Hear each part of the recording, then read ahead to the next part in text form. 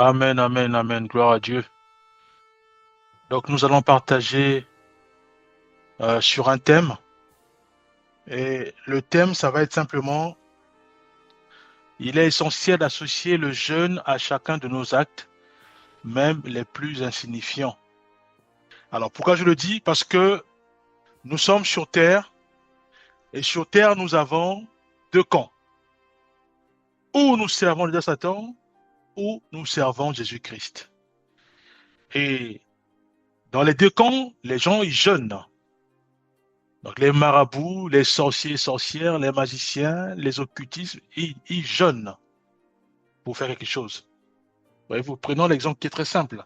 Israël pour frapper l'Iran, là aujourd'hui nous sommes le 14 juin 2025. Donc il y a eu récemment il y a eu des attaques. Israël pour frapper l'Iran, il a jeûné. Et comme l'Iran il était au courant des préparatifs d'Israël, lui aussi il a jeûné. Maintenant le problème c'est de savoir la bonne source. On jeûne, quand on jeûne, nos prières qui agréent nos jeûnes, voyez-vous. Mais sinon dans les deux camps, ils ont jeûné. Il y a des bien-aimés, quand ils veulent faire quelque chose, ils font pas la prière, ils jeûnent pas. Et après, ils sont surpris de voir que voilà, la chose ne fonctionne pas, ou le projet est bloqué parce que j'ai pas pris le temps de prier ou même d'aller plus loin de jeûner. D'où le thème, il est essentiel d'associer le jeûne à chacun de nos actes, même les plus insignifiants. Voyez-vous, je me dis non, mais écoute, je ne vais pas jeûner pour ça. Non, mais sinon, c'est comme ça, on me dit que j'ai pas la foi. Non, bien aimé, nous devons jeûner. Sur Terre, il y a plus de, on ne peut pas minimiser ou même négliger des, des choses à nos yeux peut-être insignifiantes. On ne peut pas négliger, donc nous devons tout prendre au sérieux. Prenons simplement Colossiens 3, verset 23. Je vais lire. Tout ce que vous faites, faites-le de bon cœur, comme pour le Seigneur et non pour les hommes. Donc, si nous avons à cœur de faire quelque chose, ça peut être un projet personnel, ça peut être un projet spirituel ou professionnel, ça peut être simplement le fait de faire du bien à mon prochain. Dieu me demande à moi de le faire de le faire avec un bon cœur. Alors, si et seulement si que j'ai des blocages, à ce moment aussi, le bon cœur doit continuer. Je dois maintenant associer la prière. Non, Seigneur, j'ai envie d'aider un frère ou une sœur, mais je suis face à des blocages, soit venant de la famille, soit venant même du frère ou de la sœur. Voyez-vous? On doit prier, bien aimé. On ne peut pas baisser les bras. Non. On doit prier. Prenons le cas de Moïse dans Exode 34, verset 28.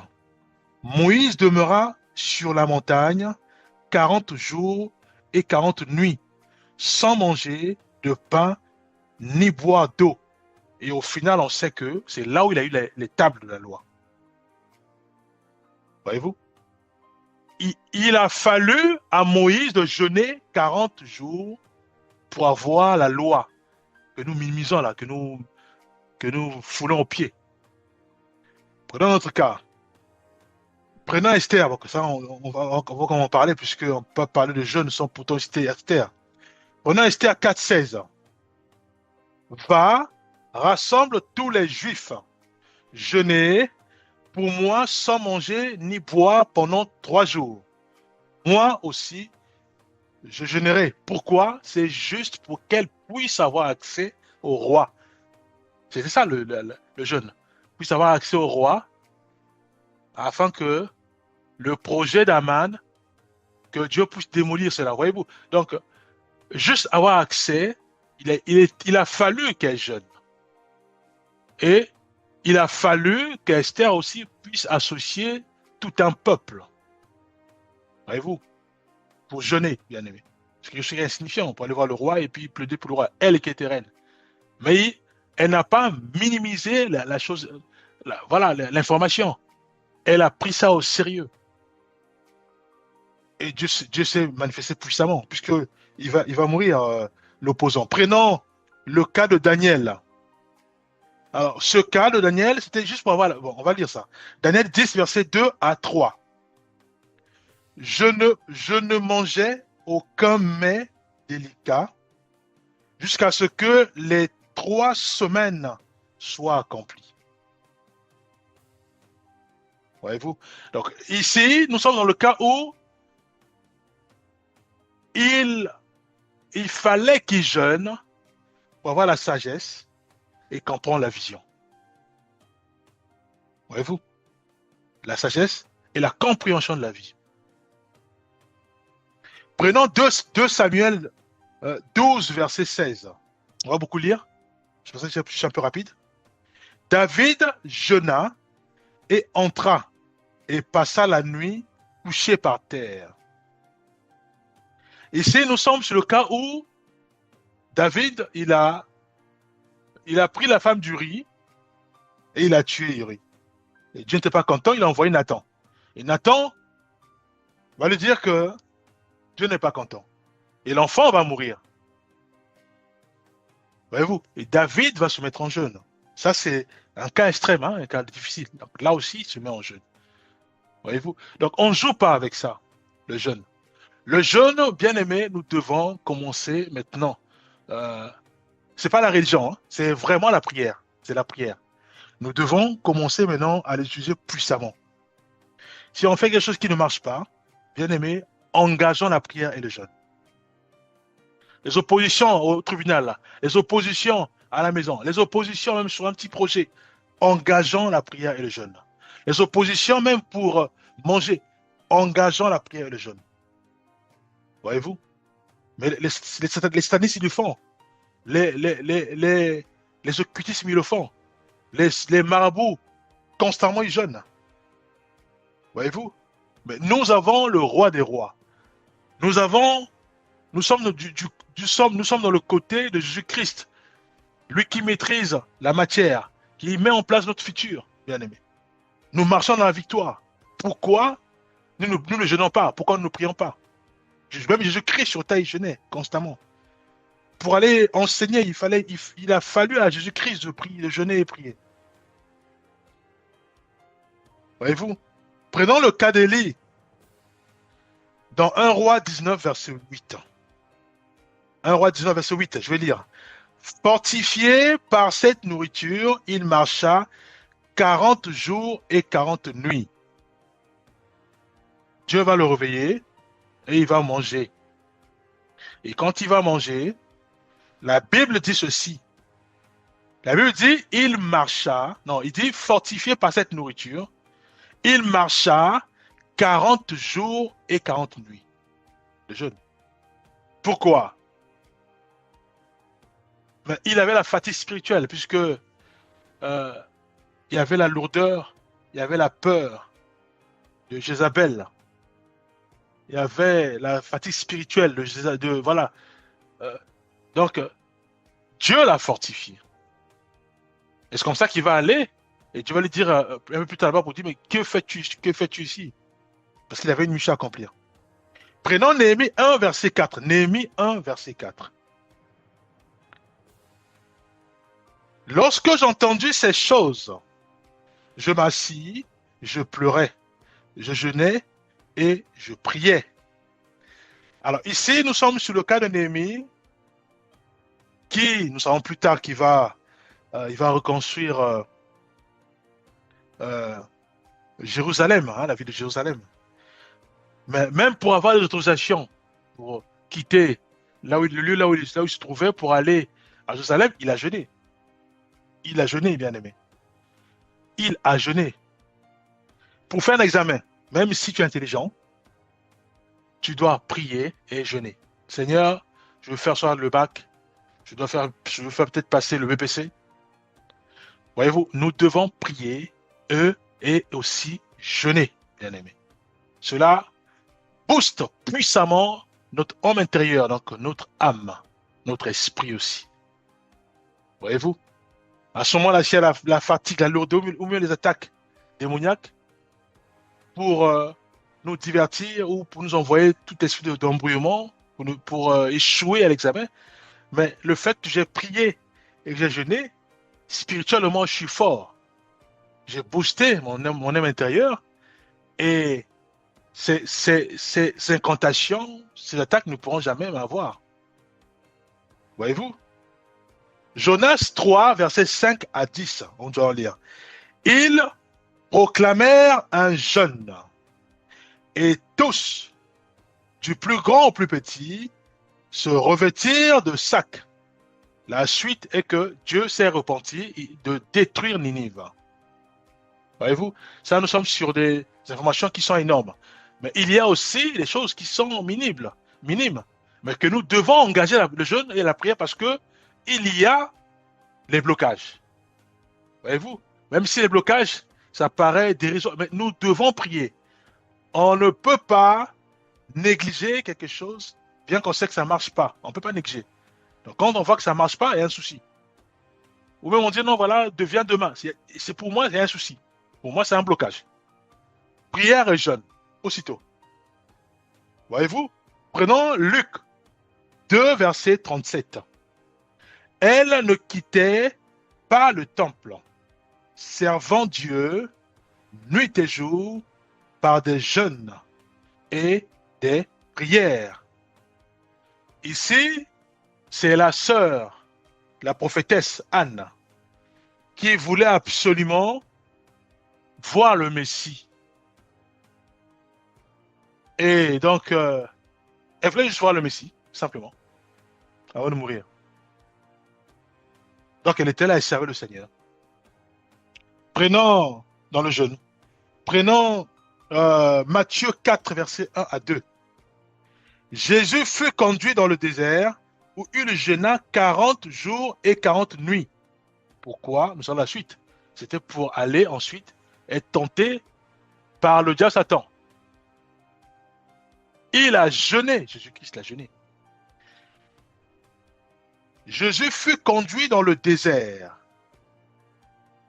Il fut conduit dans le désert. Qui l'a fait? C'est le Saint-Esprit. Où il jeûna 40 jours et 40 nuits. C'est le Saint-Esprit qui l'emmène au désert. Parce que le Saint-Esprit, il connaît les profondeurs de nos cœurs. Il connaît nos faiblesses. Il connaît aussi notre futur, le Saint-Esprit. C'est l'Esprit de Dieu. Et qu'est-ce qu'il fait? Il pousse le Messie à aller jeûner 40 jours et 40 nuits. Puisqu'il avait vu déjà les vagues de tentation du malin. Et nous savons la suite. Jésus-Christ, il a décimé toutes les tentations du diable Satan. De la pierre au pain jusqu'à la gloire de ce monde. Voyez-vous? Prenons Acte 13, versets 2 à 3. Après avoir jeûné et prié, ils leur imposèrent les mains et les laissèrent partir. Ici, nous sommes dans le cas où c'est Paul qui prie pour les bien-aimés, pour ensuite que les bien-aimés puissent aussi évangéliser, être des missionnaires, en gros, être des missionnaires. Voyez-vous? Et nous savons que le jeûne, quand nous jeûnons, quand nous prions, nous voyons les résultats. La Pentecôte, c'est pareil, c'est suite à des bien-aimés qui ont entendu la parole du Maître et qui ont prié et jeûné. Et effectivement, le Saint-Esprit, comme promis, les bien-aimés ont été saisis par le Saint-Esprit et le Saint-Esprit les a conduits puissamment à évangéliser. Et c'est à ce moment-là qu'il y a eu 3000 conversions, hein, d'après la Bible. Voyez-vous? Donc, tout ça pour dire quoi? Tout ça pour dire que ne minimisons pas les échecs ou les blocages dans tout ce que nous faisons, que ce soit les démons, les actions et autres. Non, ne minimisons pas, bien aimés. Nous devons au contraire engager la prière et aussi engager le jeûne. C'est Si nous le faisons ainsi, ça veut dire que nous sommes sérieux. Nous voulons obtenir les résultats. Voyez-vous? Alors, je veux évangéliser. Ce que je fais, je prie et je jeûne.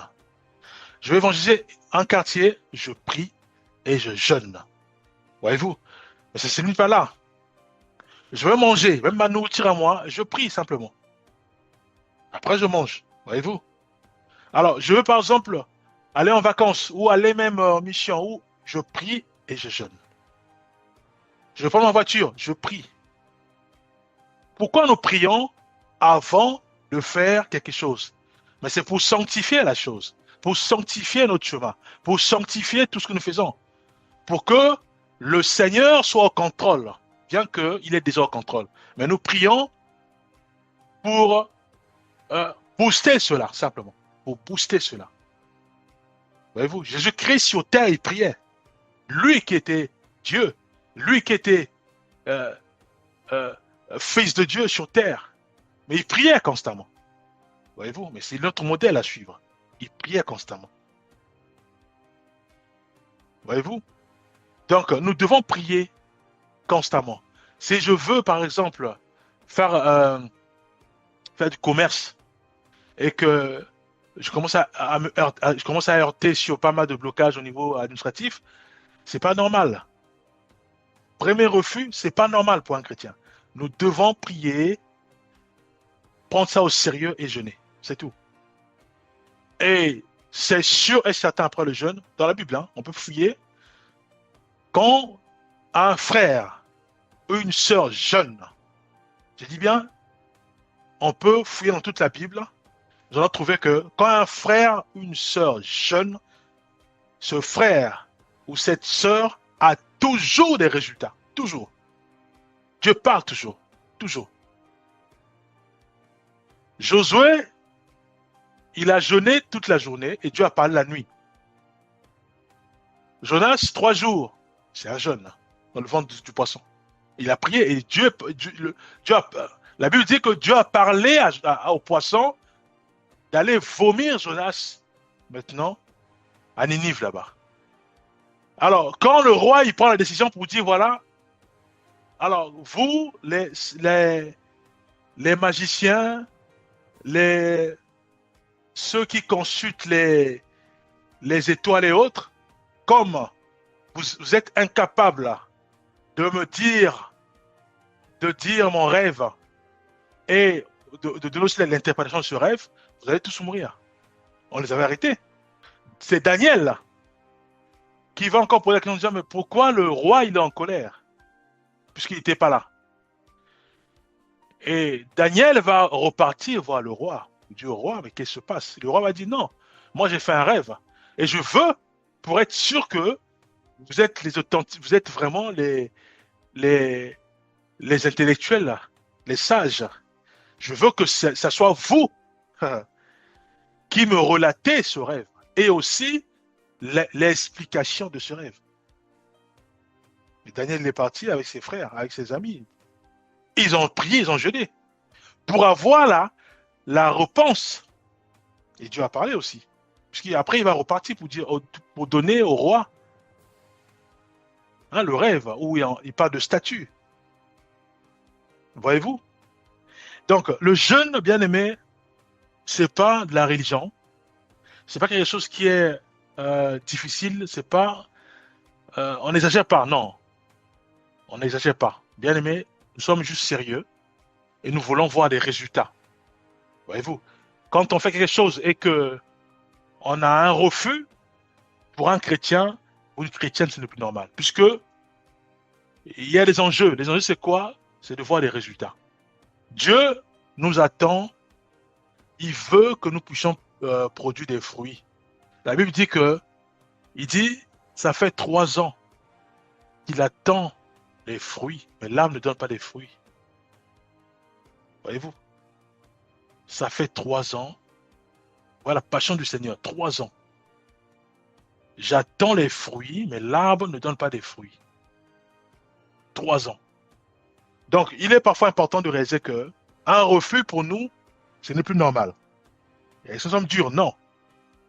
Est-ce que nous sommes durs à nous-mêmes? Oui. Parce qu'on veut avoir des résultats et on veut avoir des fruits qui glorifient le Seigneur. À ce moment-là, premier refus, prière et jeûne. Prière et jeûne, systématiquement. On ne joue plus, bien aimé. Je dors et que je me réveille. Je me rends compte que il y a eu des cauchemars, il y a eu des femmes de nuit, il y a eu des maris de nuit. Et ils attaquent. Prière, jeûne. Pourquoi? Parce que ça va démolir tout projet démoniaque. Je dors, je me réveille, apparemment j'ai rêvé qu'on m'a tué.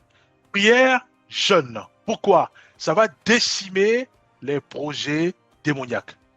Voyez-vous la grâce que nous avons? La prière et le jeûne. C'est la grâce que les chrétiens, c'est la grâce des chrétiens. Parce que quand nous prions, nous déjouons automatiquement les projets formés. Nous déjouons automatiquement. Voyez-vous? Donc, blocage, il n'y a pas de souci. Je rentre à la maison, prière, jeûne. Et c'est sûr et certain, j'aurai des résultats. Et c'est sûr et certain, c'est les projets démoniaques, mais ces projets vont être démolis au nom de Jésus-Christ. Voyez-vous? Donc, nous devons maintenant, à partir de maintenant, nous devons utiliser la prière et le jeûne. Que Dieu nous donne la sagesse et la conscience d'utiliser au maximum la prière et le jeûne. Quand nous sommes assaillis par toutes sortes de rejets, toutes sortes de blocages, toutes sortes de refus. Maintenant, au milieu de ce chaos-là, que Dieu nous donne la sagesse de réaliser que, tiens, il y avait la prière et le jeûne. La puissance d'un chrétien. La prière et le jeûne pulvérisent ce chaos-là. Pulvérise ce chaos-là. Ce chaos des refus. Ce chaos des rejets. Ce chaos de non et non. La prière et le jeûne les pulvérisent. Maintenant que Dieu nous donne la conscience, bien aimé. Prions, Père Céleste. Toi qui es notre rempart, notre Dieu, notre Créateur. C'est toi notre bouclier. Père, nous voulons absolument déployer les fruits. Aide-nous à déployer les fruits afin que les fruits glorifient le Seigneur. Si c'est pour maintenir une fête au ciel de façon permanente, que cela soit fait ainsi selon ta volonté. Mais que les fruits découlent puissamment dans nos vies. Père, aide-nous à démolir tout ce qui est blocage devant nous. Pour voir les fruits glorifier ton nom. Oh Père, nous crions à toi, toi le Dieu d'Abraham, d'Isaac et de Jacob. Façonne chacun de nous, Père. Aide-nous, Éternel des armées, à avoir nos regards fixés vers toi. Que nos cœurs soient remplis de ta parole. Que nos pensées soient remplies de ta parole. Agis puissamment dans nos vies, Père, nous te l'implorons. Aide-nous, Éternel des armées, à nous enraciner en Jésus-Christ. Au nom puissant de Jésus-Christ, nous avons ainsi prié. Amen.